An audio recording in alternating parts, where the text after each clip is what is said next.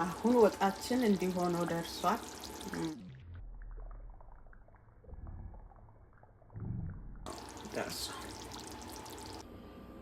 ዛሬ ቀይ ወጥ እንሰራለን። ፍየል ነው የምሰራው። የፍየል ቀይ ወጥ ነው የምሰራው። ያው ታሽጎ ስለሚመጣ ብዙ ጊዜ ገንፈል አድርጌ ነው የምሰራው። ቤል ሊቭ አረግበታለሁ፣ ቅጠል አረግበታለሁ። እሱን ገንፈል ካለልኝ በኋላ ከዛ በኋላ ያው ሽንኩርቱን ማቁላላት ጀምራለሁ። መጀመሪያ ግን ስጋውን አጥብና ካጠብኩት በኋላ ገንፈል አደርገዋለሁ። ብዙ የሚታሸጉ ምግቦች የሆነ በኬሚካል ምናምን ያሽጓቸዋል ብዬ ስለማስብ እንደሱ ነው ማደርግ። አሁን ሽንኩርቱን ከትፌ ጨርሻለሁ። ይሄ ነው ማሽኑ የምከትፍበት። 5 ቀያይ ትልልቅ ሽንኩርቶች ናቸው። አሁን ጨርሻለሁ። ሳቁላላው ደግሞ አሳያቸዋለሁ። አሁን ሽንኩርቱን ጥጃለሁ። ትንሽ ጨው አድርጌበታለሁ። ያው ሽንኩርቱ እንዲህ ነው የሚመስል። እንደገና ደግሞ ግብአቶቼን አሳያችኋለሁ። እንደነገርኳችሁ ይሄ ስጋ የፍየል ስጋ ነው። ቀቅየው ነው። ይሄ ቁንዶ በርበሬ ነው። ይሄ ዝንጅብልና ነጭ ሽንኩርት ነው። ይሄኛው ኮረሪማ ነው። ይሄኛው ነጭ ሽንኩርት የተፈጨ ነው። ይሄኛው ሲነመን ነው። ይሄኛው ቶማቶ ፔስት ነው።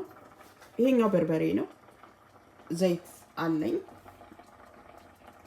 በሱ ነው የምሰራው። ያ ሲቁላላ በደንብ ሲበስል ደግሞ እናያለን። አሁን ሽንኩርቱ እንደዚህ ሆኖልኛል። እንደዚህ በስሏል። ዘይት አረግበታለሁ። ያው የዘይት ልክ እዚሁ ላይ ያረኩ ነው የምመጥነው። ያው ለስጋ ወጥ ስለሆነ ትንሽ ምናምን አድርጌ አብሬ አቁላለዋለሁ።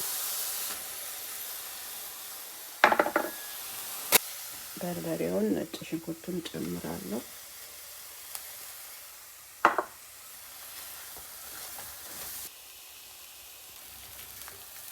አሁን 2 የሾርባ ማንኪያ ቶማቶ ፔስቱን አርጌበታለሁ። ብዙ በርበሬውን እንትን ስለሚልልኝ ቀነስ ስለሚያደርገው የበርበሬውን ጉልበት እሱን ጨምራለሁ።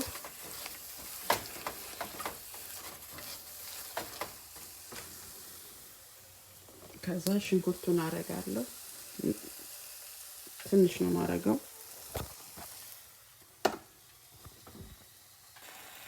ሽንኩርቱ እንግዲህ በጣም ቆንጆ ሆኖ እየበሰለ ነው። ያው ሽንኩርቱን ማብሰል አለብን።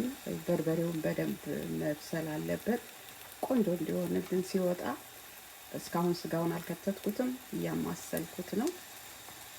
ያው ስጋውን ስጨምር አላሳየኋችሁም፣ ይቅርታ በጣም ለዛ።